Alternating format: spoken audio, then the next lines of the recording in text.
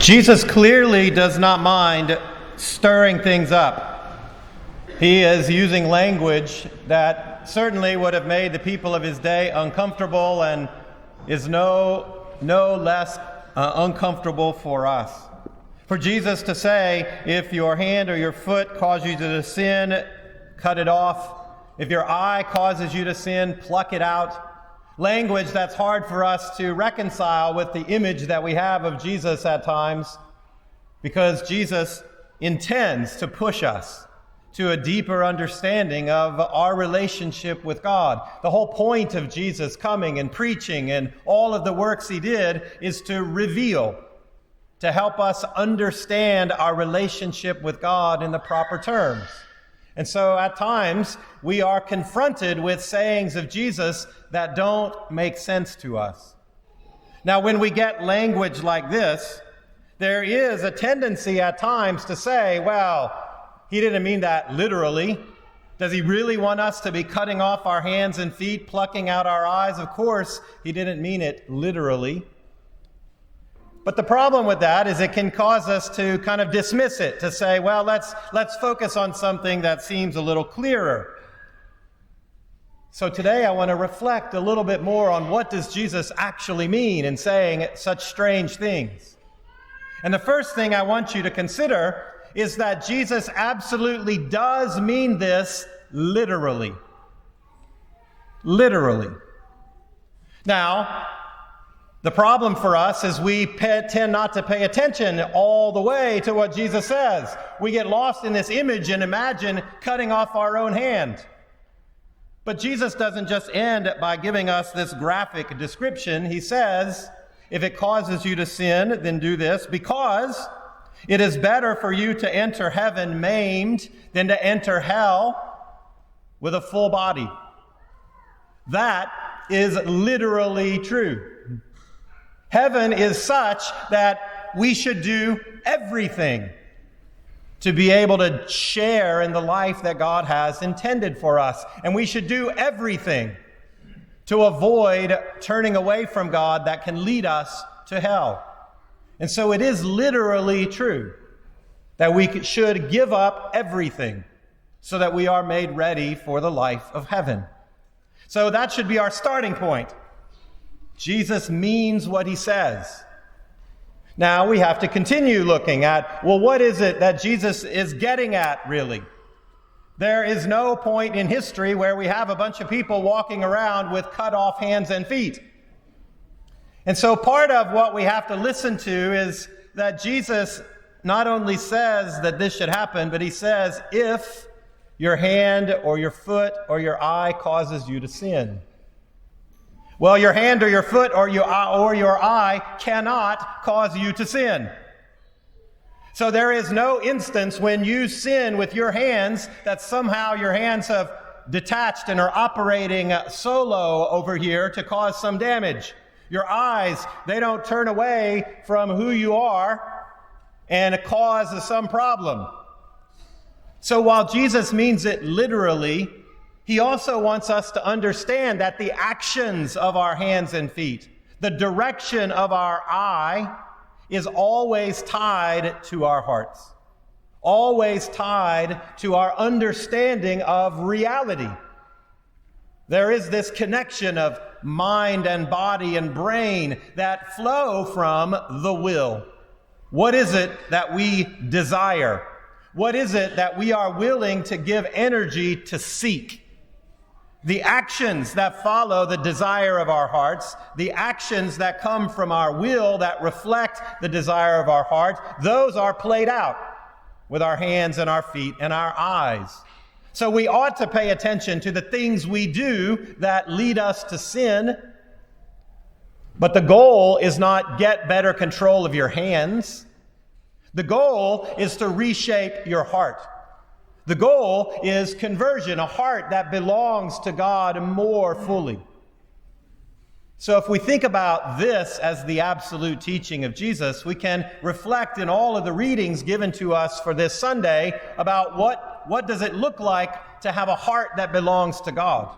What does it look like to will what God wills? The readings They highlight an aspect of our life of faith that is our relationship with the people around us. And our readings can reflect ways that our hearts stray from God and could end up causing us to sin in our actions.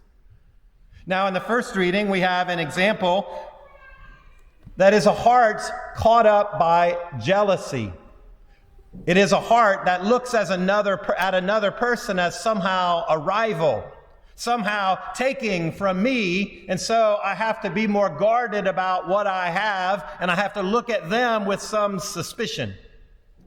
Now, fortunately, we have an example in our first reading of a heart that does belong to God.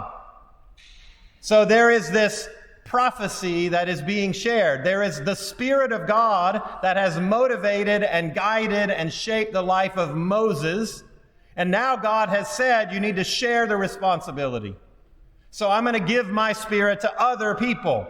And it tells us about these two in particular, named Eldad and Medad. Well, they're out somewhere else and they receive a part of it. And so Joshua says, tell them to stop. Jealous about what they have received. And Moses even calls him out. Are you jealous for my sake? I wish everybody had that responsibility. I wish all people shared more fully in what it means to walk with God. Literally, the people in the desert walking with God on their pilgrim journey. And then we have, in our second reading, what does it mean to look at another person with the heart of God? To look at another person is to recognize the need of another person. To see that we are bound to each other as members of the family of God. And that the danger that can come when we look at the wrong thing, when our hearts are set on the wrong thing, is that we lose sight of the value of another human being. And so he warns us about the dangers of riches, pointing out to us that those things that too easily captivate our hearts are the very things that will pass away, that will eventually give way to rust and moth and be destroyed. But what we must recognize are the people around us. He highlights in particular the workers. Those who have harvested your fields, they are crying aloud, and the cries of the harvesters have reached the ears of the Lord. And so the Lord's heart belongs to those that are forgotten and neglected. The Lord's heart is always open to those who seek their strength in Him. And so this is an invitation for us to turn our hearts to God, and to do so practically by asking, how do we pay attention to the needs of the people around us? How quickly do we fall into the kind of judgment that can turn our hearts away from God?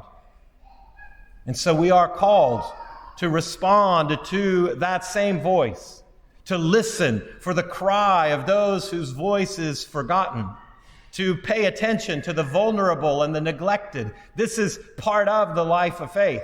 And it is impossible to have a heart that belongs to God and ignore the needs of the people around us. But we should recognize then that when Jesus holds up for us this high demand, well, he also reminds us that when our hearts belong to him, well, then we too can be confident that our cries are heard by the Lord.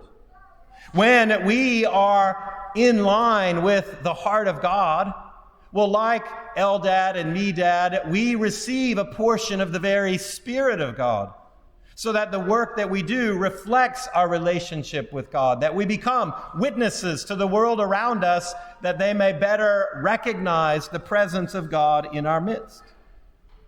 Jesus, in calling us to this literal demand that we turn aside from everything that separates us from God, he too highlights the little ones, telling us that it would be worse to have this millstone around our neck than to cause a little one to sin. Again, easily dismissed, but again, literally meant. It would be worse for us to suffer anything It would be worse for us to cause harm to a little one than to suffer anything. But when we recognize that call of God, then he lifts us up, and we become the very people that he has created us to be. And so today, we listen closely to these challenging words of Jesus. We ask that he turn our hearts to him, bringing about a conversion in us that allows us to set our hearts more fully on the things of God and to recognize the desires of God played out in the life of his beloved who surround us every day. So that strengthened by this Eucharist gathering here as a community of faith, we may better identify our own lives as sons and daughters of God, asking that the grace and mercy that he offers to us may shape us to have a heart like his, to be like Moses, never jealous of the needs of another person, to listen to the words of James and set our hearts on the true treasures that last forever, to take Jesus at his word, so that we always claim those things in our lives that truly are gifts from God. Today we celebrate the feast of this parish, honoring our Blessed Mother as the one chosen by God, as the first and greatest of all the disciples. Well, she was the first and greatest because of how fully her heart did belong to God. And so we ask her intercession that we may follow her example and be a people whose hearts truly belong to God.